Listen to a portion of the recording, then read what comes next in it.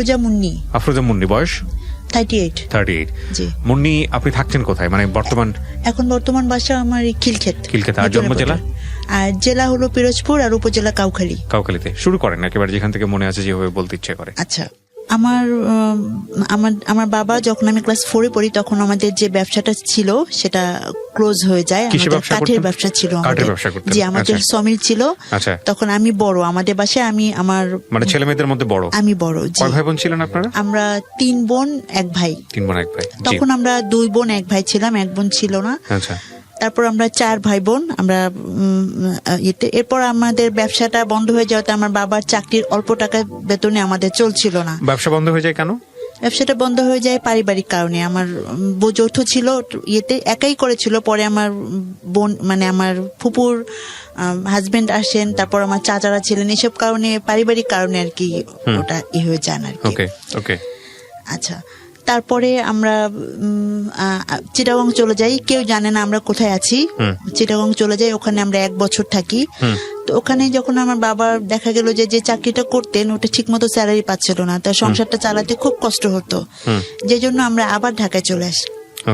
এসে আমরা খিলক্ষেতে আমরা বাসা নিই, খুব অল্প টাকা একটা বাসা নিই।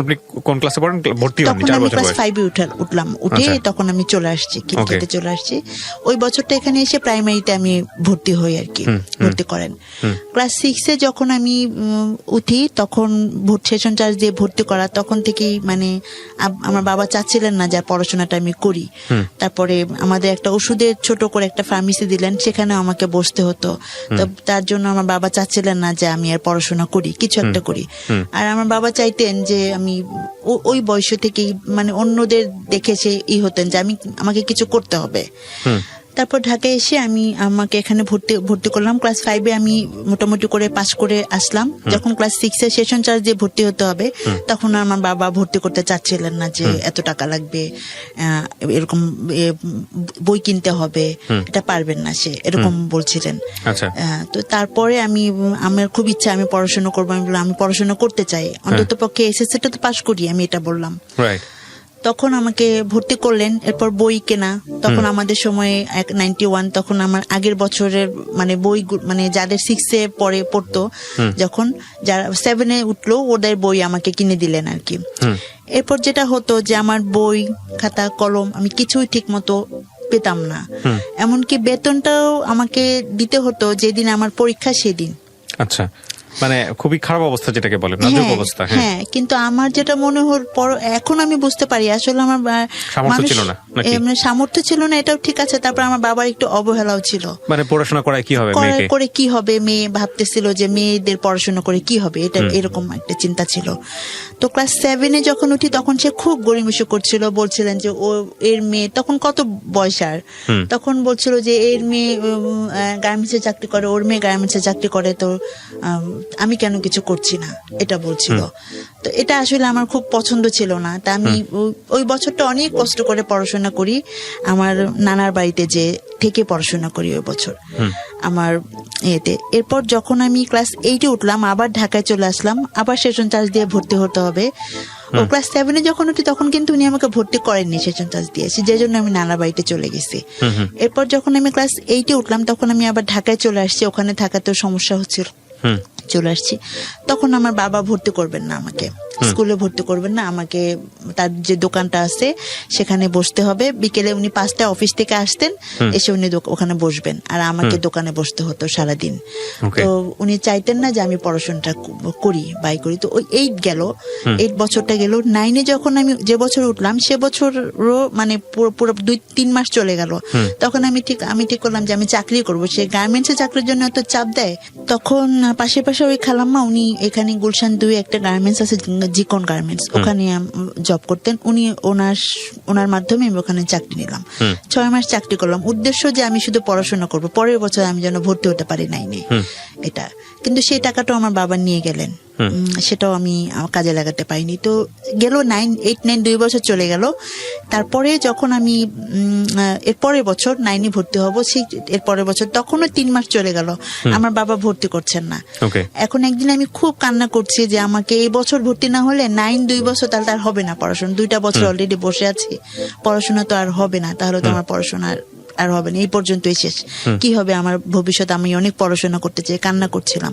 তখন আমাদের বাড়িওয়ালি আন্টি উনি এসে বললেন যে মানুষের বাচ্চারা, আমাদের বাচ্চারা পড়তে চায় না, তাই আমরা পড়াতে চাই, আর আপনার মেয়ে পড়তে চাচ্ছে, আপনারা কেন পড়াতে চান না? উনি তখন আমাকে মাত্র 1000 টাকা লাগবে, সে 1050 টাকা না 70 টাকা ছিল তখন 95-এ। তখন উনি আমাকে 95 ওই টাকাটা এনে দিলেন আমার আম্মাকে। এরপর আমি সেই ভর্তি হই আর আমার টিউশনি করে পড়াশোনা শুরু। তখন এই পাশের বাসায় উনি টিউশনি ঠিক করে দিলেন উনি, এই আমার টিউশনি করে পড়াশোনা শুরু। এরপর আমার 4টা টিউশনি শুরু হয় 1-2 মাসের মধ্যেই, এবং পড়াশোনা তো আমি দেখা গেল যে টিচারের কাছে ঠিক মতো যে পড়তে হবে সেটাও আমি ম্যানেজ করতে পারতাম না।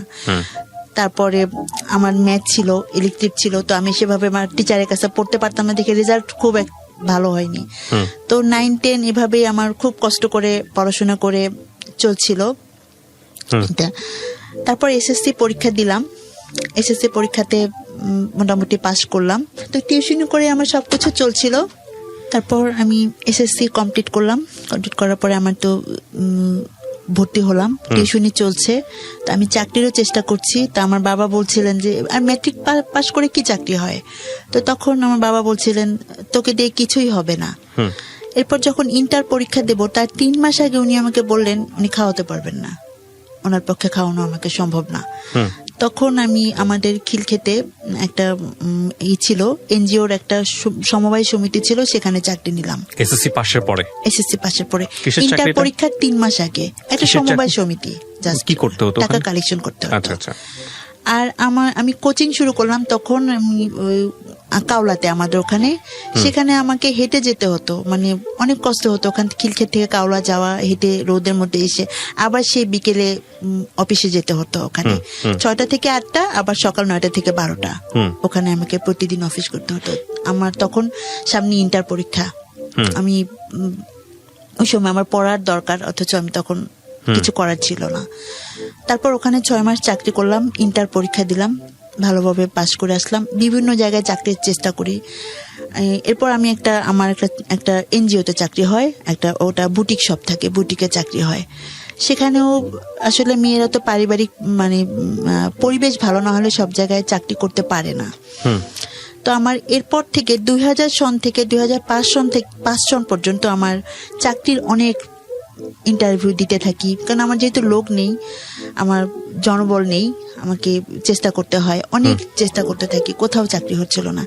পরিবার আমার উপর আরো ক্ষেপে যাচ্ছিল যে আমি ইচ্ছা করে বোধহয় চেষ্টা করছি না বা করছি না, কোথাও করলে হয়তো বা হলে চলে আসতে হচ্ছে, পরিবেশটা আমার ভালো লাগে না। এরকম আমার দেখা গেল যে একটা পত্রিকা অফিসে চাকরি হয়েছিল, তারপর একটা এনজিওতে চাকরি হয়েছিল, দুস্থ স্বাস্থ্য কেন্দ্র, সেখানেও আমি 5 মাস করে থাকতে পারিনি, আমাকে সিলেট ট্রান্সফার করে দিয়েছিল।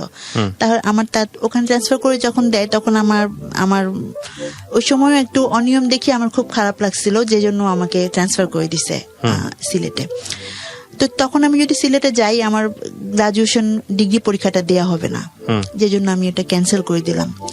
তো ডিগ্রি পরীক্ষা তখন আমার টিউশনি তো চলছেই, এর মধ্যে যখন ডিগ্রি পরীক্ষা তখন রোজার মধ্যে আমার হঠাৎ করে ফর্ম ফিল আপ, আমি 2 দিন আগে জানি যে আর 2 দিন মাত্র সময় আছে ফর্ম ফিল আপের। তখন আমি আমার বাবাকে বললাম যে আমাকে কিছু টাকা দেন, আমি ফর্ম ফিল আপটা করে ফেলি, টিউশনির টাকা পেতে, রোজা তখন টিউশনির টাকা পেতে আর কয়েকদিন দেরি হবে। Form fill up for intermediate, এটা হলো গ্রাজুয়েশন। গ্রাজুয়েশন কি একদম কি ফাইনাল ইয়ার নাকি ফাইনাল ইয়ারে? হ্যাঁ, এর মধ্যে আমি একটু বলি, হ্যাঁ, এর মধ্যে আমি জব করছি না তখন, আমি এর মধ্যে ওই যে 5 মাস জব করে চলে আসছি। এর মধ্যে যেটা হলো যে আমি অর্থনীতিতে ভর্তি হয়েছিলাম তিতুমির কলেজে, কিন্তু আমাদের সময় তো প্রতি বছরে পরীক্ষা না দিলেও চলতো, আমি তো টিউশনি করে ঠিক মতো ক্লাস করতে পারতাম না। 3 বছরের পরীক্ষা একবার দিলেই হতো, 3 বছর মেয়াদি ছিল, কিন্তু ওই তখনই 4 বছর করে ফেললো, যে সেজন্য আমার পরীক্ষা মিস করলাম। তো কিসে পড়ছিলেন আপনি ওই সময়টাতে? তখন আমি অনার্স ফার্স্ট ইয়ার নিয়েছিলাম, অর্থনীতি। তারপর আমি নর্মাল পাস কোর্সে বিএসএস আমি পরীক্ষা দিলাম, প্রাইভেট পরীক্ষা দিলাম, কিছু করার ছিল না যে বছরটা না মিস হোক, এই জন্য পরীক্ষা দিলাম। তো পরীক্ষা দেবো আর কি। তো তখন আমি পরীক্ষা দেওয়ার আগ মুহূর্তে আমার বাবার কাছে বললাম যে আমার কিছু টাকা লাগবে, আমি সে ফর্ম ফিল আপ করবো। তখন আমার বাবা বললেন যে টাকা নেই। তো আমি অনেক কলেজে গেলাম, তখন বললাম যে আমার তো 2 দিনের মধ্যে আমি টাকা ম্যানেজ করতে পারছি না, আমাকে সময় দেওয়া যাবে কিনা। তো বললেন যে জাতীয় বিশ্ববিদ্যালয়ের আন্ডারে এটা আমাদের আন্ডারে না, কিছু করার নেই আমাদের। যে জন্য বাধ্য হয়েই আমি আমার মানে মিস হওয়ার মতো বছরটা পড়ছে। যে এটা তো রোজার মাস, অনেক সময় দেখা যায় অনেক কলেজ ফর্ম ফিল আপ ঈদের পরে করে। যদি জাতীয় বিশ্ববিদ্যালয় ঈদের পরে ফর্ম ফিল আপের সুযোগ দেয়, তুমি করতে পারবা ফর্ম ফিল আপ। এটা আমাকে প্রিন্সিপাল স্যার বলে দিলেন। ঠিক আছে, আমি করলাম। তো যাই হোক, আমার ফর্ম ফিল আপটা মিস হলো। আমার বাবা সেই সময়, সে রোজার ঈদ, তখন গ্রামীণ সিম 1200 টাকা, সে গ্রামীণ সিম একটা কিনলেন 1200 টাকা দিয়ে, অথচ আমাকে ফর্ম ফিল আপের টাকাটা দিলেন না। তো যাক, ঈদের পরে আল্লাহরই হুকুম, ঈদের পরে 7 দিনের সুযোগ দিলেন জাতীয় বিশ্ববিদ্যালয়ে। তখন আমি ফর্ম ফিল আপ করলাম, আমি পরীক্ষা দিলাম। এরপর আমি চাকরির চেষ্টা করছি। এরপর আমার একটা চাকরি হলো অনেক কি করার পরে, ইন্টেলিজেন্ট ইমেজ ম্যানেজমেন্ট লিমিটেড, ওখানে চাকরি হলো। এখানে পরিবেশটা ভালো ছিল। আচ্ছা, ইন্টার যখন দিই, তখন আমার পরিচিত একজন আমাকে খুব, আমার মনে হতো, মানে আমি তাকে পছন্দ করতাম, আমি জানতাম সেও আমাকে পছন্দ করে। তার সাথে আমার খুব ভালো সম্পর্ক ছিল। সে এখানে ঢাকাতে কোচিং করতে আসছিলেন, সেই সুবাদে তার সাথে আমার পরিচয়। তো তার সমস্যা হলে আমি তাকে হেল্প করতাম। তো আসলে আমিও তাকে খুব, মানে আমার ফ্রেন্ডদের কাছে বলতেন, আমি সেই সুবাদে বুঝতে পারলাম যে সে আমাকে পছন্দ করেন। আমিও তাকে কখনো সরাসরি বলিনি, সেও আমাকে কখনো সরাসরি বলেনি, কিন্তু বুঝতে পারতাম যে সে আমাকে পছন্দ করেন এবং আমিও তাকে পছন্দ করি, সেও সেটা বুঝতে পারতেন। তো আমরা মাঝে মাঝে ওই এয়ারপোর্টে যেতাম। এয়ারপোর্টে তখন ঘোরার মতো একটা ছিল, এখন তো নেই, যেতাম। তো আমার একটা বান্ধবী ছিল, তাকে আমরা দুজনই সবকিছু শেয়ার করতাম। আচ্ছা। তো এরপর আমি এরকম চলে, উনি ঢাকা থেকে চলে গেলেন, একটা বিশ্ববিদ্যালয়ে ভর্তি হলেন। ওনার পরে আমি জানতে পারি ওনাকে নাকি কারা বলছে, এয়ারপোর্টে যখন আমরা একদিন ঘুরতে গেছি, বলছে যে এমন একটা মেয়ের সঙ্গে তুমি ঘুরছো, তোমার ভবিষ্যৎ এত, তুমি দেখতে এত সুন্দর একটা ছেলে, এরকম নাকি বলছে। আচ্ছা। এটা বলাতেই তখন থেকে উনি মানে কেমন যেন একটু শুরু করছে। তা আমি বুঝতে পারিনি সেটা, তখন বুঝতে পারিনি। এরপর দেখি কেমন যেন একটু অ্যাভয়েড করছে, ফ্রেন্ড সার্কেলদের সাথেও যোগাযোগ তেমন করছে না, আমার সাথেও তেমন যোগাযোগ করছে না। তারপর সবকিছু মিলিয়ে বুঝতে পারলাম যে সে আমাকে অ্যাভয়েড করতেছে, আসলে এটা হবে না। ডাইরেক্টলি কি আপনাকে এরকম বললো নাকি? হ্যাঁ, ডাইরেক্টলি বললো যে এটা সম্ভব। ডাইরেক্টলি ঘটনাটা কি ছিল, কিভাবে বললো? ডাইরেক্টলি বললো যে মানে সম্ভব না, এটা তার পক্ষে কন্টিনিউ করা সম্ভব না। আচ্ছা। যাক, তারপর আমিও মানে মনে মনে খুব আমার কষ্ট পেলাম। তারপর আমি এরপর থেকে অনেক বছর আমি আর কখনো এই প্রেম ভালোবাসা নিয়ে ভাবিনি, বা ভাবছি যে না, আমার তো জীবন অনেক, আমাকে উনি বলতেন যে আমার কাছে নাকি শেখার অনেক কিছু আছে। হ্যাঁ, আমার কাছ থেকে উনি অনেক কিছু শিখছেন। উনি সবার সাথে মিশতে পারতেন না, মিশুক ছিলেন না। তার উনি বলছেন যে আমার কাছ থেকে নাকি উনি অনেক কিছু শিখছেন, এসব উনি বলতেন। যখন 4 বছর প্রেম করার পর ওনার সাথে আপনার ব্রেকআপটা হয়ে গেল বা ওনার সাইড থেকে অফ হয়ে গেল, তখন আপনি কি করছেন? তখন আমি ওই যে গ্রাজুয়েশন পরীক্ষার কিছুদিন আগে, এটা আপনার গ্রাজুয়েশন ফাইনালি পরীক্ষা দেওয়ার কিছুদিন আগের ঘটনা। আচ্ছা, তো গ্রাজুয়েশন কমপ্লিট করার পর আপনি বোধহয় কোথাও জব করছিলেন? হ্যাঁ, এরপর গ্রাজুয়েশন কমপ্লিট করার পরে আমি আমার জব হলো, জবটা করছিলাম খুব ভালোভাবে। তো এর মধ্যে যেটা হলো, আমার পারিবারিক সাপোর্ট দিচ্ছিলাম, বাবা মাকে সাপোর্ট দিচ্ছিলাম। তো আমার বাবার ব্যবসা করছিল, ছোট একটা ব্যবসা করছিল। তো তার ব্যবসা আমি ছোটবেলা থেকে বুঝে পর থেকে, ওই যখন আমি 4-এ পড়ি তখনই সেই ব্যবসাটা যখন বন্ধ হয়ে যায়, এরপর সে কয়েকবার ব্যবসা চালু করছে এবং কয়েকবারই সে ব্যবসা করতে পারেনি, লস খেয়েছে। তো দেখা গেল সে এটা আমার উপর বেশি পড়তো, কারণ আমি তো সব পরিবারের বড়, আমাদের সবার উপরই পড়তো, আমাদের ফ্যামিলির সবার কষ্ট করতে হতো যে জন্য। তো যখন আমার 2006-এ চাকরিটা হলো, তারপর থেকে আমি পরিবারকে সাপোর্ট দিতে শুরু করলাম। তো তারপর দেখা গেল তখন ভাবলাম যে হ্যাঁ এখন আমি ভালো একটা জব করছি, আমি চাইতাম যে আমার এমন ভাবে বিয়ে হোক যে কেউ আমাকে ছোট করে না দেখুক বা আমার পরিবারকে ছোট করে না দেখুক, যেন আমি নিজেই গুছাই নিজেকে আমি আমার শ্বশুর বাড়িতে যেতে পারি, যেন কেউ আমাকে না কথা শোনায়, আমার বাবা মাকে না কথা শোনায়, এটাই আমি চাইতাম সবসময়। তাহলে আমার যদি কিছু টাকা পয়সা থাকে আমি সেভাবে একটা সাপোর্ট দিতে পারবো, একটু ভালো হবে। যখন আমি চাকরির পরে এরপর দেখা গেল যে ভালো মানে বিয়ের প্রস্তাবও ভালো আসছিল না, আসলেও আমার বাবা মা ভালো করে দেখে খোঁজ খবর নিয়ে যে বিয়ে দিবে সেটা করছিল না। একটা বিয়ে আসলো ভালো করে খোঁজ নিল না, কিন্তু বিয়েটা তো দুদিনের না, আমার মধ্যে একটা কেন যেন একটা চলে আসলো। আর তার চেয়ে আরেকটা হলো আমার মেজো বোন নিজে পছন্দ করে বিয়ে করছে, সেই হাজবেন্ডও বেশি ভালো ছিল না, নেশা করতেন। আমার আরো ভয় করতো যে একটা ছেলের ব্যাপারে সিদ্ধান্ত নিতে খুব সাবধান নিতে হবে, যেন আমার বরটা মানে ভালো হয়, সবাই যেন বলে ভালো, সবকিছু মিলিয়ে টাকা পয়সা না থাকুক কিন্তু যেন সুন্দরভাবে সচ্ছলভাবে চলতে পারি। যে কষ্ট, আর্থিক কষ্ট যেভাবে আমি আমার পরিবারে করছি, যেভাবে কষ্ট করে পড়াশোনা করছি, এরকম যেন না হয় আমার ভবিষ্যৎ প্রজন্ম বা ভবিষ্যৎ, এটা আমি সবসময় চাইতাম। এরপর 6 সাল থেকে 12 সাল পর্যন্ত আমি 6 বছর চাকরি করছিলাম। এর মধ্যে আমার বাবা মা বা আমার বিয়ের জন্য ওভাবে আসলে করেননি, এখন ট্রাই ওভাবে করেননি। দু একটা আসলেও দেখা গেল যে ওই যে খোঁজ খবর ভালো মতো নিচ্ছেন না, পারিবারিক তাদের সে নিচ্ছেন না দেখে আমার ভালো লাগছে না। যে একটা বিয়ে আসলো তার পারিবারিক ব্যাকগ্রাউন্ডটা জানতে হবে, সেটা ভালোভাবে নিচ্ছিলেন না, আসলেই তো আর বিয়ে হয়ে যাওয়াটা করাটা ঠিক না, এসব কারণে আমার বিয়ে হচ্ছিল না। আচ্ছা। তারপর 2009 সালে আমি হঠাৎ করে একটু আমার অ্যাপেন্ডিক্স অপারেশন হলো, আর 2010 সালে এসে আমার হঠাৎ করে একটা গাইনিকাল প্রবলেম শুরু হলো। আচ্ছা। গাইনিকাল প্রবলেম শুরু হলো কিন্তু কিছু ধরা পড়ছিল না। কি ধরনের প্রবলেম ছিল এটা? গাইনিকাল একটা প্রবলেম হতো আমার, ওই মেয়েদের যে সমস্যাগুলো হয় এরকম একটা প্রবলেম ছিল। তো এটা প্রতি সবসময় হতো, যে কারণে আমার অফিস করতে সমস্যা হয়ে যেত। ও আচ্ছা আচ্ছা, মানে এটা টাইমলি না হয়ে ইট ওয়াজ ইররেগুলার এবং এনি টাইম, মাসের মধ্যে বিভিন্ন সময় এটা হতো আর কি। আচ্ছা। তো কিন্তু প্রবলেমটা ডায়াগনোজ করা যেত না? না, ডায়াগনোজ করার জন্য আমি ট্রাই করছি, 3জন ডাক্তার দেখিয়েছি কিন্তু কিছু ধরা পড়ছিল না। আচ্ছা। এর মধ্যে আমার এক কলিগের সঙ্গে আমার বিয়ের কথা চলে এবং বিয়ে সবকিছু ফাইনাল হয়ে যায়।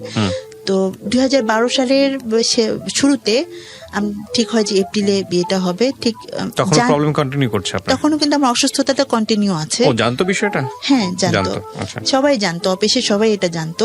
আচ্ছা। বাইরেও সবাই জানতো, এটা সবাই মোটামুটি যে জানতো যে আমার সবসময় সমস্যা। এরকম একটা পার্সোনাল প্রবলেম সবাই জানতো কিভাবে আমি বুঝলাম না। এটা আসলে জানতো যে আমি মাঝে মাঝে অসুস্থ হয়ে যেতাম, সেজন্য জানতো আর কি। তো জানুয়ারি মাসে যখন আসলো তখন আমার হঠাৎ করে চোখে দেখতে সমস্যা হলো। তো আমি আমার যেহেতু কাজ এটা ডাটা এন্ট্রি তৈরি করার কাজ, আমাদের তো কম্পিউটারের কাজ, এটা খুব কাছে থেকে লেখাগুলো কাছে থেকে দেখতে হয়। আমি তখন চোখে ডাক্তার দেখালাম, দেখানোর পর আমাকে পাওয়ার দিল, পাওয়ার দেওয়ার পর 1 সপ্তাহ পরে আবার পাওয়ার আমার কাজ করছে না। যখন পাওয়ার কাজ করছে না তখন আমি আবার ডায়াবেটিসের লক্ষণগুলো দেখা গেল। তো সবার মুখে মানে সাইমultaneously হচ্ছিল, খুব র্যাপিডলি হচ্ছিল, খুব তাড়াতাড়ি হচ্ছিল। আর ডায়াবেটিসটা যখন আমার দেখা দিল তখন অনেক মিষ্টি খেতে ইচ্ছে করে, অনেক খাচ্ছি। তো এটা তো জানতাম যে মিষ্টি খেতে ইচ্ছে করাটা ডায়াবেটিসের লক্ষণ, এটা জাস্ট জানতাম, কিন্তু কত হলে যে ঠিক ডায়াবেটিস এটা জানতাম না। তখন আমি আমাদের এলাকাতে পরীক্ষা করালাম, পরীক্ষা করার পর বললো কি আপনার তো 30। আমি সন্ধ্যার পরে টেস্ট করেছি। 30 খাওয়ার পরে আমি মাত্র জিলাপি খেয়ে গেছি। তা আমি তো উনি বলে কি আমি বলে কি তো ওষুধ দেন, আমি তো জানি না 30 কত কি, এটা আমি বুঝি না, বুঝতাম না ডায়াবেটিসের এটা এই মাত্রাটা। তখন আমাকে বললেন যে তুমি কি বলতেছো, আমার পরিচিত বলে এক আঙ্কেল, তুমি কি বলতেছো, তুমি 30 মানে তুমি বোঝো, তুমি কালকেই বায়োডেমে যাবা, তোমাকে ইনসুলিন দিতে হবে। আমি তো খুব ভয় পেয়ে গেলাম, কি বলেন আপনি। পরের দিন সকালে আমি বায়োডেমে গেলাম, ডায়াবেটিস চেক করালো। ডায়াবেটিস চেক করার পরে 2 ঘন্টা সময় দিল। 2 ঘন্টা খুব ক্লান্ত লাগতো, ঘুম পেত, অফিসেও খুব ঘুম পেত ইয়েতে। তখন আমার অনেক ডায়াবেটিস ধরা পড়লো, 20-23, খালি পেটে 20, ভরা পেটে 23। খালি পেটে 20 তো অনেক। সঙ্গে সঙ্গে আমাকে ইনসুলিন দিয়ে দিল। ইনসুলিন চলছে, আমাকে হাঁটতে বলছে। আমি খুব বাসায় যে কন্টিনিউ সকাল বিকেল হাঁটছি। আপনার যখন ডায়াবেটিস ধরা পড়লো তখন আপনার বয়স কত? ডায়াবেটিস যখন ধরা পড়ে তখন আমার 30 বয়স। 30, বিয়ের কথা চলতেছে এবং মাঝখানে যেটা সমস্যার কথা বললেন ওটা আছে। ডিজাস্টার একেবারে বলা যেতে পারে। তারপর যখন হলো, আমি যেহেতু আমাকে অফিস করতে হবে, পরিবারকে সাপোর্ট দিতে হয়, আমার উপর ডিপেন্ড করে ফ্যামিলি। আমার ছোট ভাই বোন দুটা পড়াশোনা করছে, তারপর আমার মেজো বোন তো বিয়ে হয়ে গেছে, ওর একটা ছেলে আছে। তো সবকিছু মিলিয়ে বাবার তখন ব্যবসায় আবার 2010 সালে লস খেয়ে সে কুমিল্লায় চলে গেল। সে এখন পরিবারকে খুব বেশি সাপোর্ট দিতেই পারছে না, 3-4 হাজার টাকা করে বাসায় দিচ্ছেন। তো বাসা তো একটা ঢাকা শহরে বাসা ভাড়া অনেক, খাওয়া খরচ সবকিছু মিলিয়ে চলছিল না। তো সেখানে আমার উপর ডিপেন্ড, আমি যদি সেখানে অসুস্থ হয়ে থাকি কিভাবে কি চলবে। তো এরপর আমাকে কিছু টেস্ট দিল, যখন ডায়াবেটিস ধরা পড়লো তখন কিছু টেস্ট দিল। তা আমাকে তো সুস্থ হতে হবে, তাড়াতাড়ি অফিস করতে হবে, নাহলে তো স্যালারি পাবো না। আমাদের হলো কাজের উপরে স্যালারি, তাহলে তো স্যালারি পাবো না, কিভাবে চলবে, কিভাবে আমি চিকিৎসা করব, অনেকটা চিন্তার বিষয়। তো এরপর যখন 15 দিন আমি এভাবে হাঁটতে থাকলাম, যে আমি শুনছি যে হাঁটলে নাকি ডায়াবেটিসটা কন্ট্রোল হয়ে যায়, খাওয়া দাওয়া কন্ট্রোল করছিলাম, ইনসুলিন দিচ্ছিলাম সকাল বিকেল। 15 দিন পরে আমি যখন বাইডেমে গেলাম, আমাকে যে আমি একাই গেছি, যে আমি তো বুঝতে পারিনি আমাকে কি বলবে তারা।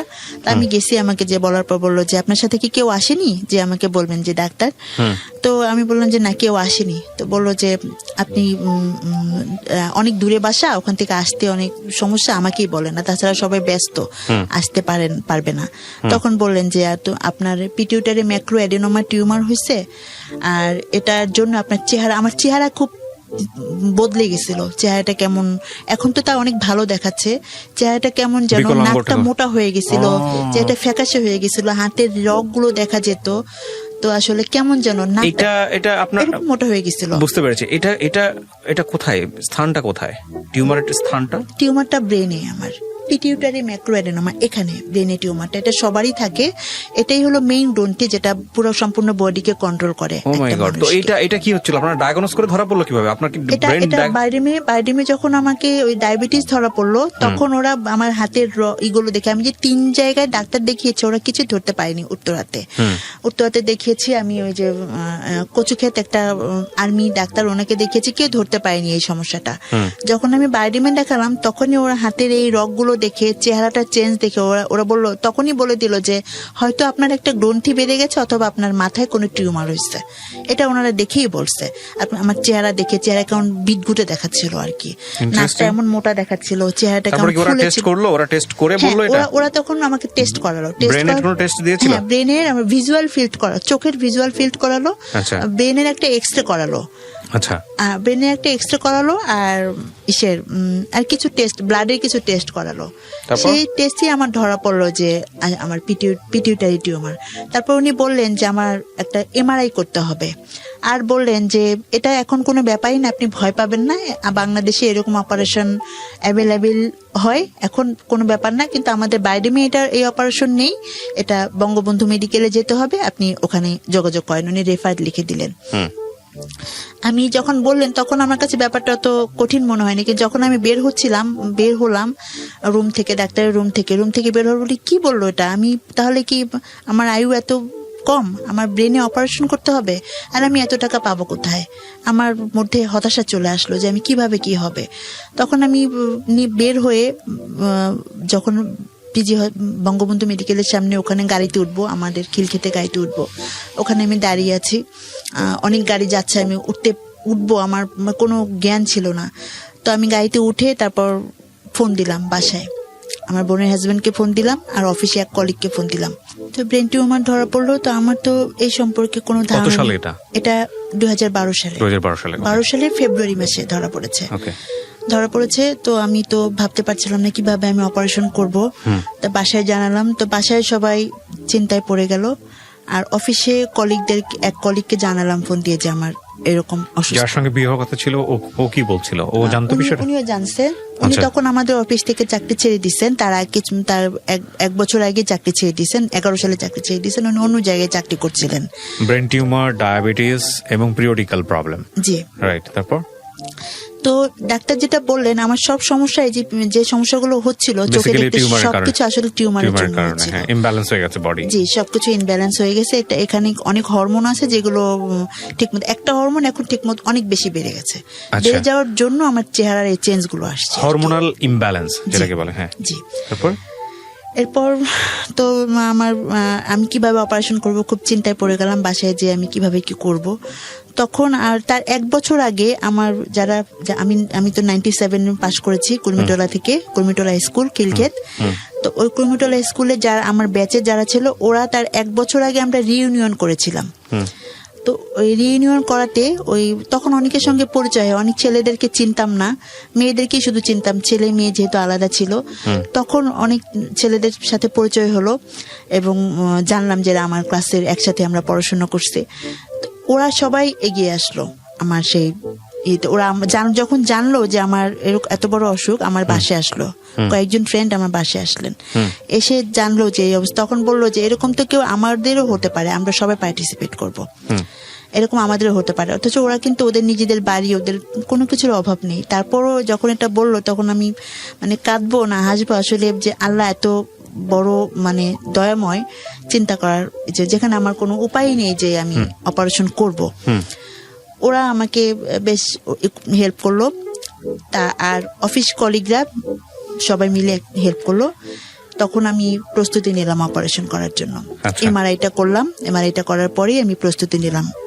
তো ফেব্রুয়ারি, মার্চ, এপ্রিলের 20 তারিখে আমি শেষ পর্যন্ত সিট পেলাম। সিট পেতে যে বঙ্গবন্ধু মেডিকেলে সিট পেতে যেও সিট সহজে পাচ্ছিলাম না, কারণ এখানে তো সহজে সিট পাওয়া যায় না।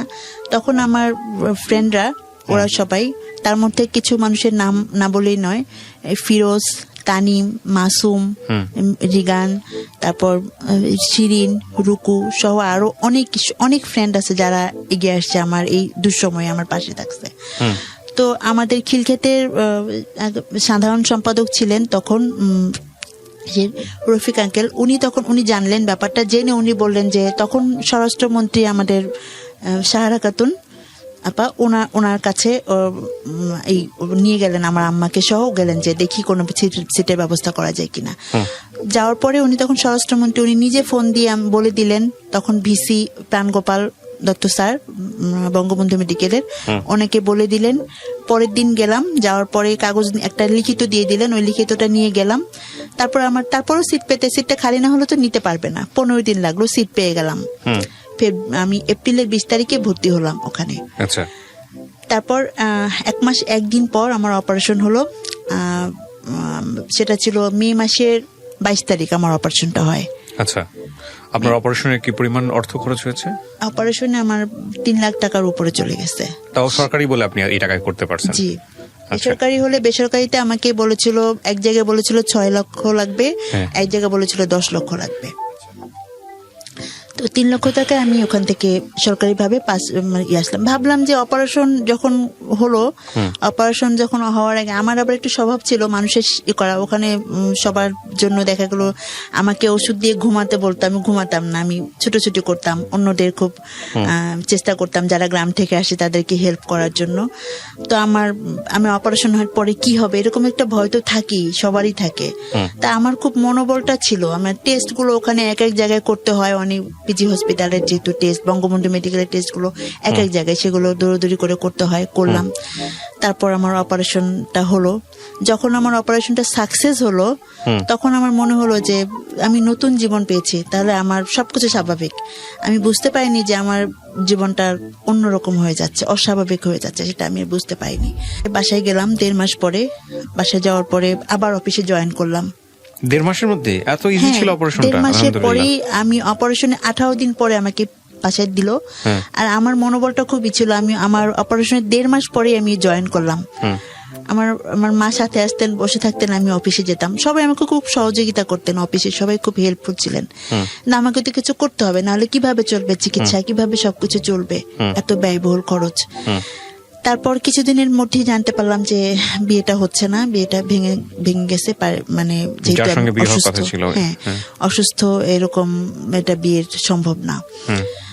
এরপর আমি চাকরিটা করছিলাম, অফিসে সবাই খুব হেল্প করছিল। অপারেশনের 3 মাস পরে আমি আবার আমার খুব অসুস্থতা দেখা দিল। তো তখন আবার গেলাম হসপিটালে। যাওয়ার পরে এই শুরু হলো নিয়মিত চেক আপ। বলছে সবসময় চেক আপে থাকতে হবে, যখনই কোনো হয় চেক আপে থাকতে বলছে, তাহলে আমি সুস্থ থাকতে পারবো, এটা আমাকে বলছে। তা আমি নিয়মিত চেক আপে থাকি। যখন মাথা ব্যথা শুরু করতো তো যেতাম, যাওয়ার পরে বললো একটা এমআরআই করলো। তো ভাবলাম যে আবার কিছু রয়ে গেল, কি যেন হয়েছে। বলছে 5 বছর পরে আবার অপারেশন করা লাগতে পারে। তখন আমার ওই যে গ্রন্থিটা বেশি ছিল, একটা হরমোন যে বেশি ছিল, গ্রোথ হরমোন, ওটা অপারেশনের আগে 50 ছিল, অপারেশনের পরে কমে 11 হয়েছে। আচ্ছা, বঙ্গবন্ধু মেডিকেলে 11, বারডিমের 13 এরকম হয়েছে। তো তারপর যখন এখন ওরা চায় এটা মেয়েদের 2-3 আসতে হবে, 5-এর মধ্যে থাকতে হবে এই হরমোনটা। সেটা এখন 11-13 এরকম। এটা বললাম এই কারণে, পরে এটা লাগবে এটা। তো এরপর যখন হলো এরকম খুব বেশি অসুস্থ হয়ে গেলাম, তখন দেখলো যে ওখানে ব্লাড জমে আছে, যেখানে টিউমারটা ছিল ওখানে ব্লাড জমে আছে। তো এটা ওষুধের মাধ্যমে কিছুদিন রিমুভ করা যাবে, তো ওষুধের মাধ্যমে ওটা রিমুভ করা গেল। তারপর আমি আবার অফিস করছি, আবার বিয়ের প্রস্তাব আসে, তো বিভিন্ন বিয়ের প্রস্তাব আসে, এই অসুস্থ বলেই চলে যায়। তারপর আমার চেহারা চেঞ্জ আসছে। আস্তে আস্তে আস্তে আস্তে বুঝতে পারলাম যে আসলে আমি আর স্বাভাবিক অবস্থায় নেই। সমাজ, তারপর পরিবার, তারপর আত্মীয় পরিজন, সবার কাছে আমি যেন কেমন একটু বোঝার মতো হয়ে যাচ্ছি, মানে তাদের অ্যাটিটিউডে। হ্যাঁ, তাদের অ্যাটিটিউডে আমি এটা বুঝতে পারছিলাম। তো 1 বছর 5 মাস, মানে 1 বছর পরে আমাকে আবার হসপিটালে ভর্তি হতে হলো। তখন আমার আবার মাথা ঘোরালে কি সমস্যা, কারণ আমার তো এখন ব্রেনে একটা সমস্যা হয়ে আছে, টেনশন হয়। আবার বারডিমে ভর্তি হলাম। এবার বারডিমে ভর্তি করে বললো যে ব্লাড দিতে হবে, আমার হিমোগ্লোবিন অনেক কমে গেছে, 5.6 হয়ে গেছে, ব্লাড দিতে হবে। তখন আমি 4 ভাগ ব্লাড দিলাম, দিয়ে সুস্থ আমি আবার যে অফিস শুরু করলাম। 10 দিন আমি ভর্তি ছিলাম, কয়েকদিন ছুটি কাটালাম, আবার অফিস শুরু করলাম। এই ক্ষেত্রে যেটা বলবো, আমার অফিস আমাকে অনেক হেল্প করছে, আমি অসুস্থ থেকে খুব কাজের ব্যাপারে। তারপর 1 বছর 5 মাস পরে আমার ওই যে গ্রোথ হরমোনটা ওটা আবার বেড়ে যেতে থাকলো, 21 হয়ে গেছে। তখন আমাকে ডাক্তার বললো এটা তো বেড়ে গেল, তো আবার অপারেশন করতে হবে। তখন আমাকে একটা গ্রোথ হরমোনটা কন্ট্রোল করার জন্য ট্যাবলেট আছে, ওই ওষুধটা দিলেন। তো সেই ওষুধটা যখন আমি করলাম, ওষুধটা যখন আমি খেতে দিল, তো আমি 1 মাস খেলাম। 1 মাস খাওয়ার পরই আমার হতাশা শুরু হয়ে গেল, যে আর কি হবে। আমি দেখলাম যে আমার ভবিষ্যৎ নেই, সবার মতো আমার ফ্রেন্ড সার্কেলটা সবার ছেলেদের বিয়ে হয়েছে, মেয়েরা বিয়ে করছে, সবারই বিয়ে হয়ে গেছে। তারা আমার লাইফটা কেন এমন হলো, আমি কেন বোঝা হয়ে গেলাম সবার কাছে। সমাজে সবাই কেউ আমাকে দেখে খুব কষ্ট পাচ্ছে, কিন্তু পেছনে যে আমাকে নিয়ে বদনাম করতেছে। এই যেমন অসুস্থতা আমার নিজের দান, আমি নিজে নিয়ে আসছি আল্লাহর কাছ থেকে, যে আমার বিয়ে হচ্ছে না এটাও আমার দোষ, সবকিছু আমার উপর মানুষ বলছিল দোষ। তো এটা আমি মেনে নিতে পারছিলাম না, বিভিন্ন কারণে মেনে নিতে পারছিলাম না, আমার খুব কষ্ট হচ্ছিল। তা আমি অনেক হতাশায় চলে গেলাম। তখন আমি ওই ওষুধটা, ডাক্তার বলছে ওষুধটা তাদের পরামর্শ ছাড়া মিস করা যাবে না। আমি অনেক ওষুধ তাদের পরামর্শ ছাড়া বন্ধ করে দিলাম, যে আর ওষুধ খেয়ে কি হবে, আর বেঁচে থেকে কি হবে, আমার জন্য মৃত্যুটাই শ্রেয়। ঠিক তার 6-7 মাস পরে, মানে আমার ঠিক অপারেশনের 2 বছর পরে 14 সালে এই আমার ওই ওষুধটা মিস করার কারণে আমার ওই হরমোনটা বেড়ে 30 হয়ে গেল। তখন আমাকে যেটা করলো যে এখন রেডিওথেরাপি দিতে হবে, এছাড়া কোনো উপায় নেই। রেডিওথেরাপিটা না, শুধু আমার ভুলের জন্যই রেডিওথেরাপিটা দিতে হলো। রেডিওথেরাপিটা দিল। রেডিওথেরাপিটা যখন দিলাম, তখন মহাখালী ক্যান্সার হসপিটালে রেডিওথেরাপিটা দিলাম। ওখানে আমি থেরাপিটা দিচ্ছিলাম, 30টা থেরাপি দিলাম। 30টা থেরাপি দেওয়ার পর তখন আমার কিছু সাইড ইফেক্ট শুরু হলো, বেশ কিছু রেডিওথেরাপির যে সাইড ইফেক্ট গুলো হয়, আমি বেশ অসুস্থ হয়ে গেলাম। এবং তার থেরাপিটা শেষ হওয়ার পরে 2 মাস পরে আমার আবার হসপিটালে ভর্তি হয়ে টেস্ট করে দেখবে কি করতে হবে। এরপর থেকে যেটা হলো, প্রতি বছরই আমাকে হসপিটালে ভর্তি হতে হতো। তো ওই 3 মাস পরে যখন আমি ভর্তি হলাম, তখন আমাকে দেখলো যে ব্লাড আবারও কমে গেছে অনেক, আর ওই হরমোনটা কিছুটা কন্ট্রোলে আসছে। যখন ব্লাড কমে গেছে, তখন ওই ব্লাড দেওয়ার জন্য অনেক ট্রাই করলো। 3 ব্যাগ ব্লাড আমার যে দিল, কিন্তু ব্লাড নিচ্ছিল না শরীরে, কোনোভাবে ব্লাড দিতে পারছিল পাচ্ছিল না। তো যখন আমি ওই রেডিও থেরাপিটা, তখন আমি বাসায় বসে থাকতাম, অফিস নাই ওই সময়। আমি ছোটবেলা থেকে লিখতাম, কিন্তু লেখাটা ওভাবে পত্রিকাতে ছোটখাটো এমনি লিখতাম, কিন্তু এটা যে কখনো মানে ওইভাবে লিখবো ভাবতে পারিনি। যখন আমি দেখলাম যে আমি একা হয়ে যাচ্ছি পারিবারিক কারণে, সামাজিক কারণে, সবকিছু, তখন আমি আমার কথাগুলো লিখে রাখতাম, খাতায় লিখে রাখতাম হাতে। তো এরকম লিখতাম। তো তখন আমি যখন রেডিও থেরাপিটার সময় আমার বেশিরভাগ লেখাটা ওই সময়টাই লিখছি।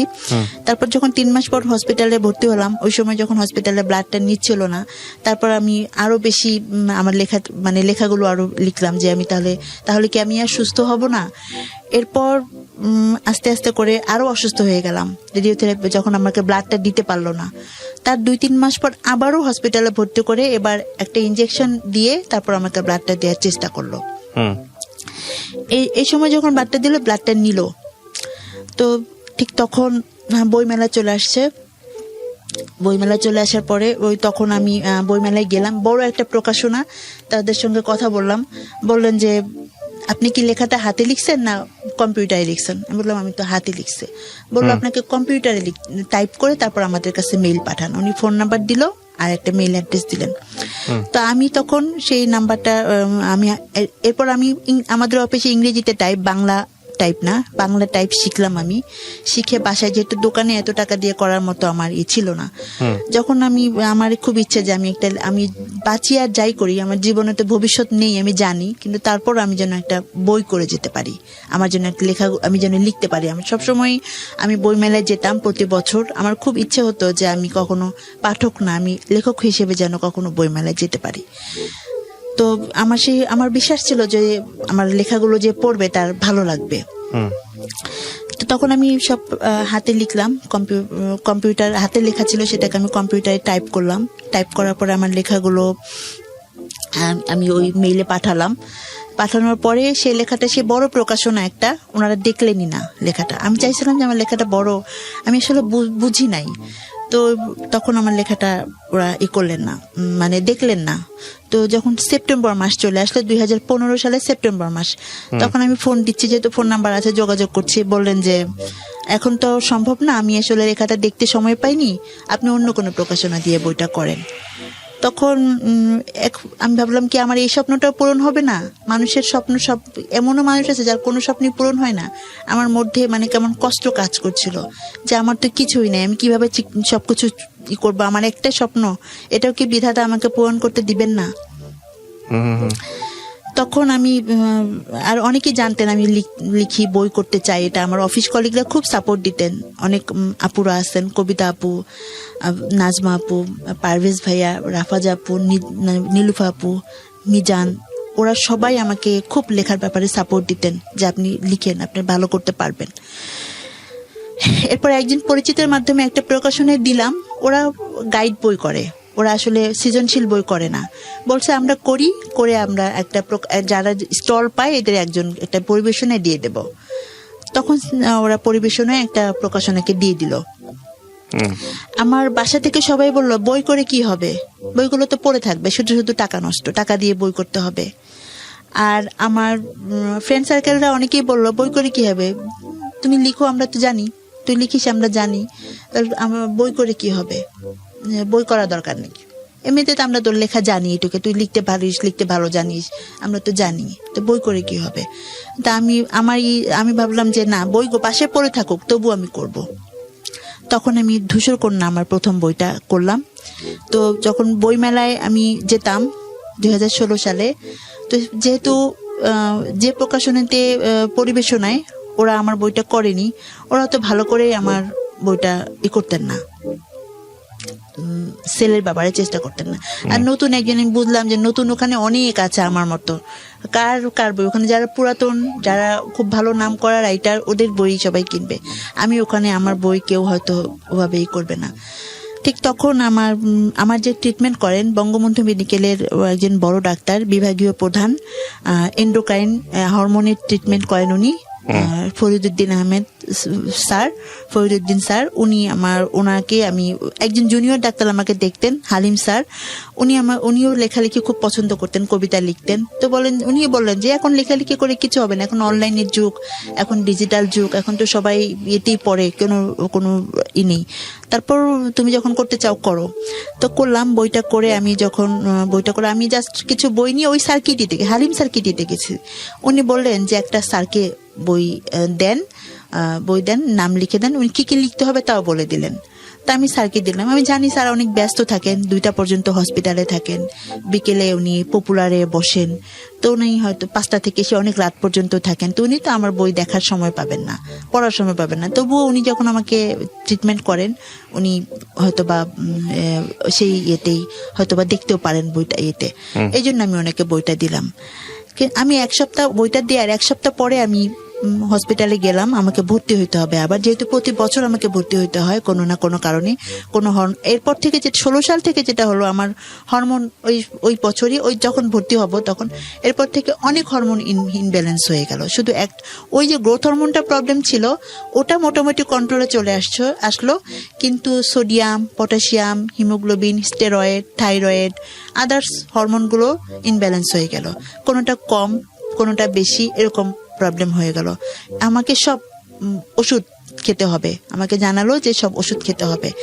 তখন ওই 1 সপ্তাহ পরে আমি যখন গেলাম, তখন টেস্ট করার পরে উনি আমাকে ভর্তি হতে বললেন। ভর্তি করার পরে উনি আমাকে, ওনাদের একটা কর্নার আছে, ওখানে দিকে অনেক জুনিয়র ডাক্তাররা ছিলেন, ওদের সামনে উনি বললেন যে এই তোমরা কি জানো ও আমাদের পেশেন্ট, এই পেশেন্ট কি একটা বই লিখেছে, সেই বইটায় যে তথ্যগুলো লিখেছে, এমআরআই করার পরে কি অবস্থা হয়, হসপিটাল জীবন কেমন হয়, আশেপাশে যেই থাকে মৃত্যুগুলো কেমন হয়, এগুলো কিন্তু আমরা অনেক কিছু জানি না। আমরা একটা পেশেন্টকে চিকিৎসা দিয়ে ছেড়ে দিই, তারপর সেই পেশেন্টের মনের অবস্থা কি হয় আমরা এটা জানি না, এই পেশেন্টটা কেমন থাকে, কি অবস্থায় থাকে আমরা কিছু জানি না, আমরা চিকিৎসা দিয়ে ছেড়ে দিই। তো এই বইটা অনেক কিছু শিক্ষামূলক আছে, অনেক কিছুই আছে, যে আমি ওখানে অনেক মৃত্যু দেখেছি, যে আমার চোখে সেই মৃত্যুগুলো আমি লিখেছি আমার বইটাতে, যা আমার খুব খারাপ লেগেছে। আমার রুমে যে অনেকগুলো মানুষ মারা গিয়েছে, তারপর আমার মতোই একটা মেয়ের অপারেশন হয়েছে, সেই মেয়েটাও মারা গিয়েছে, ওগুলো আমি আমার বইয়ে তুলে ধরেছি। তো তখন স্যার বললেন যে ওর বইটা তোমরা সবাই পড়ে দেখবা, এখানে অনেক কিছু শিক্ষামূলক আছে, এটা সব ডাক্তারদের কাছেই থাকা উচিত এই বইটা। আমি তো একদম পুরাই অবাক হয়ে যাই যে উনি আমার বইটা কখন বললেন যে আমি বইটা পড়বো কখন, সময় পাচ্ছিলাম না। আমি যখন গাড়ি দিয়ে বাসায় যাই বা হসপিটাল থেকে, তখনই আমি ওর এই 2-3 দিন ওর বইটা পড়ে শেষ করছি। তা আমার ওর বইটা খুব ভালো লাগছে, তোমরা সবাই ওর বইটা পড়বা। উনি আমাকে ভর্তি লিখে দিলেন। আমি ভর্তি হয়ে গেলাম ডি ব্লকের 16 তলাতে, ওখানে ভর্তি হলাম। এরপর ভর্তি হওয়ার পর দেখি যে অনেক ডাক্তাররা আমাকে আসেন, আর আমার যেহেতু আমাকে সবসময় জিজ্ঞেস করেন, আমাকে সব হিস্টোরিটা নেন, আমার এই পিটিউটারি টিউমার সম্পর্কে ওনারা করেন, অনেক তথ্য জানতে আসেন, বা এটার কি ধরনের, এটা নিয়ে গবেষণামূলক কাজ করেন। তখন ওই মুহূর্তে ঠিক আমাদের নিউরোসায়েন্স হসপিটাল আগারগাঁও আর বঙ্গবন্ধু মেডিকেল, ওরা আমার যে টিউমারটা পিটিউটারি ম্যাক্রোঅ্যাডেনোমা, এই টিউমারটা নিয়ে ওরা গবেষণা করছিলেন। তো ওইখানে আমার যে এই ফরিদ স্যার, উনি ওখানে বক্তৃতা দিয়েছেন, কথা বলেছেন, ওখানে উনি আমার কথা বলেছেন যে আমার এক পেশেন্ট এরকম এই লিখেছেন। এরপর অনেকগুলো ডাক্তার, 40-45 জন ডাক্তার একদিন আসছেন, এসে দূর থেকে আমাকে দেখছেন, কারণ আমি লজ্জা পাচ্ছি, কারণ আমার চেহারাটা চেঞ্জ। ওরা দেখলেই বলে অ্যাক্রোমেগালি পেশেন্ট। আমি তো বুঝি না এটা ঠিক কেন বলেন, তা বুঝতাম যে আমার চেহারা যে চেঞ্জ, এই কারণে ওনারা বলেন এটা যে অ্যাক্রোমেগালি পেশেন্ট, এটা বলেন, এটা আমি বুঝতাম। 904 ওকে, আমরা যেখানটায় ছিলাম তারপর তো আমি ভাবছিলাম যে দূর থেকে মনে ওনারা দেখছেন, তা আমি খুব লজ্জা পাচ্ছিলাম যে আমাকে দূর থেকে এসে এরা কি দেখছে কেন এরকম। তো একজন এসে বললেন যে আমার নাম জিজ্ঞেস করলেন, তা আমি বললাম যে এটাই আমার নাম। তো উনি বললেন যে আসলে নিউরোসায়েন্স হসপিটালে আজকে স্যার আপনার কথা বলেছেন, আপনার এরকম বই লিখেছেন, আপনার কি সমস্যা, এই সব কিছু শুনলেন, এবং ওনারা আমার অনেকগুলো বই নিয়ে নিলেন। তো তখন আমি বুঝতে পারলাম, আপনার প্রথম বই ছিল। কি নাম ছিল? ধূসরকন্যা ছিল তখন ধূসর প্রথম কন্যা। খণ্ড করব ওটা ভাবিনি, তখন পরে আমি প্রথম খণ্ড করেছি। তো তখন আমি মাত্র 500 বই করেছিলাম। তা আমার অনেক বই সেল হয়ে এবারে গেল। বইমেলাতে পাওয়া যাবে আপনার ওই বইটা? এবার বইমেলাতে আমার বইটি আছে। কোথায় আছে এটা? এটা হলো অমর প্রকাশনীতে, আমার প্রথম খণ্ড দ্বিতীয় সবগুলো বই এখন অমর প্রকাশনীতে কি পাওয়া নামে যাবে। পাওয়া যাবে? ধূসর কন্যা প্রথম খণ্ড, ধূসর কন্যার দ্বিতীয় খণ্ড, দুইটা, আর একটা প্রবন্ধ আছে, সেটা হলো ছিটমহলের দিনগুলি। এটা হলো ছিটমহল কত নম্বর স্টল মনে আছে? স্টল নাম্বারটা আমার সঠিক এখন কি মনে কি নেই। নাম, কি প্রকাশনী বললেন? অমর প্রকাশনী। অমর প্রকাশনী। বইমেলাতে স্টল আছে ওদের? জি জি, Okay, বইমেলাতে ঠিক আছে। স্টল আছে। এটা অনেক পুরাতন প্রকাশনী। যদি কেউ সংগ্রহ করতে চান আপনারা সংগ্রহ করতে পারেন। হ্যাঁ বলেন। তারপর ধূসর কন্যা, তখন ওই বইটা আমার যখন আমি বুঝতে পারলাম যে আমি পারবো, আমাকে দিয়েই হবে। আমাকে সবাই যে বলছে যে বই পড়ে না, এই ডিজিটাল যুগ এটা সেটা, কিন্তু আমি তো পেরেছি। আমার বইগুলো সেল হয়ে গিয়েছে, অফিসের সবাই কিনে নিল, বললো চমৎকার বই হয়েছে। আমার মধ্যে আত্মবিশ্বাস চলে আসলো যে না, আমি পারবো। জীবনের সবকিছু, হ্যাঁ, আমার জীবন তো থেমে থাকে না কারোর জন্য। জীবন চলতেই থাকবে, এগিয়ে যাবে, যেতেই থাকবে, কি কারোর জন্য কোনো কিছু থেমে থাকবে না। আর আমার একটু কিছু করার, মানুষের জন্য কিছু করার একটা টেন্ডেন্সি ছিল, সেটাও যেন আমি করে যেতে পারি। মৃত্যু তো হবেই, এখন আমার মধ্যে চলে আসলো, মৃত্যু হবে 2 দিন আগে 2 দিন পরে, কিন্তু যদি কিছু করে যেতে পারি সেটাই হলো আল্লাহর কাছে শুকরিয়া। তো 16 সালটা এভাবেই দ্বিতীয় খণ্ড, এরপর আমি যে ভাবলাম যে আমার পরবর্তী কিছু গল্প নিয়ে আমার দ্বিতীয় খণ্ড বইটা করব। এরপর আমি দ্বিতীয় খণ্ড বইটা করলাম, করার পর আমি তখন আমি প্রথম পুরস্কার পেলাম দ্বিতীয় খণ্ড বইটার জন্য মুক্তিযোদ্ধা বিষয়ক মন্ত্রীর কাছ থেকে। আমার দ্বিতীয় খণ্ড বইটার জন্য পুরস্কার পেলাম প্রেস ক্লাব, আমার প্রকাশনী থেকেই বইটা প্রকাশিত হলো, প্রেস ক্লাবে অনুষ্ঠানটি হলো, সেখানে আমি পুরস্কার পেলাম। তখন আমি ভাবলাম যে আমি তো পারবো, আমাকেই পারতে হবে। জীবন কখনো কারোর জন্য থেমে থাকে না, যত কষ্ট হোক, যত কিছু হোক, আমাকে পারতেই হবে। বাধা আসবেই, জীবনে চলার পথে বাধা আসবেই, সবার জীবন তো একরকম হয় না, এটা আমার মধ্যে চলে আসলো। তার কিছুদিন পরে, পুরস্কারটা পাওয়ার কিছুদিন পরে একটা অনুষ্ঠানে আমি একটা অনুষ্ঠান পেলাম ঢাকা রিপোর্টার্স ইউনিটে। সেখানে পেলাম সাবেক প্রেসিডেন্ট বি চৌধুরী স্যারকে। তো উনি এমন একজন বয়স্ক একজন মানুষ। আমি জাস্ট তখন আমার 2টা বই বেরোলো, প্রথম খণ্ড দ্বিতীয় খণ্ড, 2টা বই মাত্র বের হয়েছে। তো 2টা বই আমি ওনাকে দিলাম। দেওয়ার পরে উনি বললেন, উনি তো ডাক্তার, উনি আমাকে দেখেই বুঝলেন তুমি অ্যাক্রোমেগালি পেশেন্ট, তোমার এই সমস্যা। তো এতে আমি বললাম জি। অ্যাক্রোমেগালি হলে যেটা হয় চেহারার মধ্যে একটা চেঞ্জ আসে, নাকটা কেমন চেঞ্জ হয়ে যায়, চেহারাটা কেমন চেঞ্জ, উনি আমাকে দেখেই বুঝতে পারলেন। আমি আরেকটা ইন্টারভিউ করেছিলাম অ্যাক্রোমেগালির উপরে। এটা একটু বেড়ে গেছে আমার, এটা এরকম, আমার চেহারাটা এরকম ছিল না, এরকম কিছু চেঞ্জ আসে, চেঞ্জ গুলো উনি দেখে বুঝতে পারলেন, স্যার দেখে বুঝতে পারলেন। তো যার পর উনি আমাকে অবাক করে দিলেন। 4 দিন পরে আমাকে ফোন দিলেন, ফোন দিয়ে বললেন যে তুমি বই 2টা খুব চমৎকার লিখেছো, শিক্ষামূলক বই হয়েছে, তুমি লিখতে থাকো। তুমি ভাবতেছো তুমি ভালো নেই, এই পৃথিবীতে তুমি দেখো তো অনেকের যাদের মাথা গোজার ঠাই নেই, অনেকের রাস্তায় হাত নেই, পা নেই, তাদের কথা চিন্তা করো, তুমি কি তাদের চেয়ে ভালো নাই? তোমার যে বন্ধু ফ্রেন্ড সার্কেলটা ভালো আছে, তুমি তাদের চিন্তা করতেছো? তুমি দেখো না যারা ভালো নেই তাদের কথা চিন্তা করো, তুমি কি তাদের চেয়ে ভালো নাই? যখন তুমি কেন ভাবতেছো তুমি ভালো নেই? তুমি বই লিখতে পেরেছো, তুমি এমন অসুস্থতা নিয়ে লিখতে পেরেছো, এটা তো পারারই কথা না। তোমার তো এখন অনেক সমস্যা হওয়ার কথা। সমস্যার মধ্যে তুমি যে পেরেছো, তোমার যে শখটা তুমি পূরণ করতে পেরেছো, এটা তো অনেক বড় একটা পাওনা। তুমি কেন ভয় পাচ্ছ? আমি এটা বুঝলাম না। উনি আমাকে অনেক কিছু বললেন এবং বললেন তুমি বাসায় এসো, আমি তোমার সঙ্গে পরে একসময় কথা বলবো। উনি আমাকে আধা ঘন্টা অনেক কিছু বুঝালেন। আমি অনেক কান্না করলাম যে তাহলে আমি পারবো, আমাকে দিয়েই হবে। স্যার যখন, উনার মতো মানুষ অনেকেই আমার বইটা, আর যেটা হতো তখন আমার বইটা অনেকেই দেখা যায় যে ফ্রেন্ড সার্কেলদের মধ্যে বাইরে অনেকেই বলতো কি যে সময় নেই, বই পড়ার সময় নেই, বই এখন পড়ে কে? তা আমার নিজেরই খুব খারাপ লাগতো এসব ইয়েতে।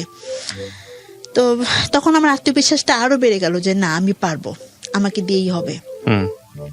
16 সাল গেল, এরপর এভাবে আমি আবার নতুন বই লেখা এতে থাকলাম, জবও করতেছি। আমার ওই যে অফিসে ছিলাম ওখানে জবও করতেছি, অসুস্থ থাকি। তারপর ওনারা আমাকে অনেক স্যাক্রিফাইস করেন, অফিসে সবাই একটু অসুস্থ হলে আমাকে বাসায় পৌঁছে দেওয়ার ব্যবস্থা করেন, তারপর আমার বই নেন, এভাবে আমার চলছিল। তো 17 সালে এসে আমার এক ফুপু, আমাদের গ্রামের এক ফুপু রুহিয়া হাসি, ওই ফুপু উনিও ট্রিটমেন্টে যাবেন ইন্ডিয়াতে। তখন উনি বললেন, যেহেতু আমি সুস্থ হচ্ছিলাম না, ব্লাড দিতে হচ্ছিল, প্রতি বছর ভর্তি হতে হয়, তো উনি বললেন আমি তোকে একটু দেখি, আমি যাবো দিল্লিতে, তোকে নিয়ে যাই। ওখানে যাওয়ার পর আমি জানতে পারলাম যে আমাকে একটা ইনজেকশন দিতে হবে, যেটা অনেক কস্টলি। ওটা বাংলাদেশে অনেক দাম, আর ওখানে ওটা 30 থেকে 35,000 টাকা পড়ে আর কি খরচ। ওটা 6টা ইনজেকশন দিতে বললেন। তো তখন আমি এত টাকা কোথায় পাবো? আমার বই সেল চলছিল, অফিস সবকিছু মিলিয়ে। তখন ওই ফুপুই আমাকে হেল্প করেছেন ওই 6টা ইনজেকশনের ব্যাপারে, সবটুকুই উনি অনেকের কাছ থেকে কারেকশন করে দিয়েছেন, নিজে দিয়েছেন। এভাবে আমার 6টা ইনজেকশন দেওয়ার পর মোটামুটি সুস্থ। আমি ভাবলাম এরপর যখন ছিটমহল নিয়ে যখন 2015 সালে যে এটা দেখলাম, টিভিতে দেখলাম যে ওখানে ওটা আমাদের দেশেরই এমন একটা অংশ যেটা ভারতেরও না, বাংলাদেশেরও না, ওরা কত অবহেলিত। তখন ওদের চেয়ে তো আমি অনেক ভালো আছি। ওদের ভোটার আইডি নেই, ওদের কোনো পরিচয় নেই, ওরা হসপিটালে ভর্তি হতে পারে না, ওরা পড়াশোনা করতে পারে না, ওরা এত অবহেলিত ছিল এত বছর। আমার খুব কষ্ট লাগলো। তখন মনে হলো যে আমি ওখানে যাব, আমি ওদেরকে নিয়ে লিখবো, ওদের কাছ থেকে তথ্য নিব, জানবো। আমি 21 চ্যানেলে, তারপরে এটিএন বাংলায় নিউজ দেখলাম। তখন যে নিউজগুলো দেখে আমার খুব খারাপ লাগলো যে আমি যাব ওখানে, যে আমি তথ্যগুলো নেব। এরপর আমি ছিটমহল গেলাম, দাসিয়া ছড়া সেই নাগেশ্বরী, ওখানে গেলাম।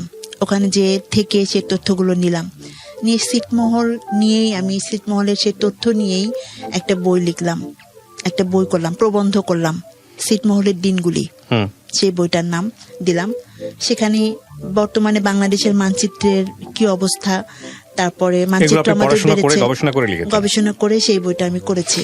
আল্লাহর কাছে শুকরিয়া যে অসুস্থ অবস্থায় করতে পেরেছি।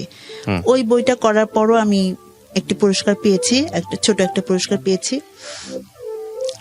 তো এভাবেই ওই বইটা আমি 18 সালে আমার বইটা পাবলিশড হয়। এরপর বইটা হাসানুল হক ইনু স্যার, উনি বইটার মরুকোন্মোচন করেন। মরুকোন্মোচন করার পর উনি বলেন যে বইটাকে আমি পেতে পারি ওই ইয়েতে। অবশ্যই তার হাতে বই ছিল, বইটা নিয়ে গেছেন। তো যাক আমি বুঝলাম যে আমি পারবো, আমাকে থেমে গেলে চলবে না, যত বাধা আসুক। এর মধ্যে এখন আমি ওই ইনজেকশন গুলো দেওয়ার পর আমি আর অফিস করতে পারছিলাম না, অফিসটা একদমই করতে পারছিলাম না। মাঝে মাঝে খুব অসুস্থ হয়ে যায়, আবার কত স্যাক্রিফাইস করবে। 2012 সাল থেকে শুরু করে 2017 সাল পর্যন্ত 5 বছর অনেক স্যাক্রিফাইস করেছে অফিস আমাকে। তো তারপর আমার আমাদের বই কিনেও অনেক সহযোগিতা করে অফিস।